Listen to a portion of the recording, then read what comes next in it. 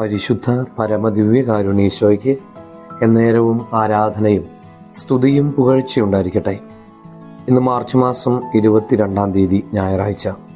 കർത്താവിന് പ്രതിഷ്ഠിതമായിരിക്കുന്ന ഈ ദിവസം ഏറ്റവും ആത്മാർത്ഥതയോടുകൂടെ കർത്താവിനോട് ചേർന്ന് നിൽക്കാൻ, വിശുദ്ധ കുർബാനയോട് ചേർന്ന് നിൽക്കാൻ, ദൈവവചനത്തോട് ചേർന്ന് നിൽക്കാൻ നമുക്ക് പരിശ്രമിക്കാം.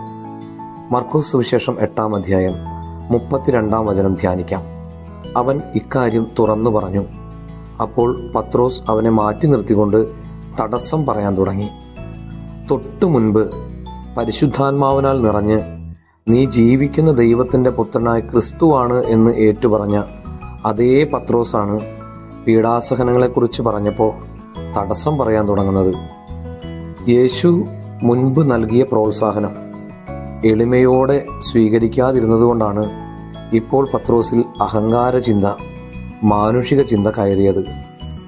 ജീവിതത്തിൽ ലഭിക്കുന്ന പ്രോത്സാഹനങ്ങൾ അഹങ്കാരത്തിന് കാരണമായി മാറാതിരിക്കാൻ എളിമയോടെ സ്വീകരിക്കാൻ നമുക്ക് പരിശ്രമിക്കാം.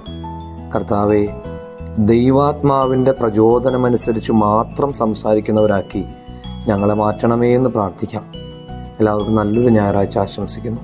നമ്മുടെ കർത്താവ് ഈശോ മിശിഹായുടെ കൃപയും പിതാവായ ദൈവത്തിൻ്റെ സ്നേഹവും പരിശുദ്ധാത്മാവിൻ്റെ സഹവാസവും നമ്മളെല്ലാവരോടും കൂടെ ഉണ്ടായിരിക്കട്ടെ, ഇപ്പോഴും എപ്പോഴും എന്നേക്കും. ആമേൻ.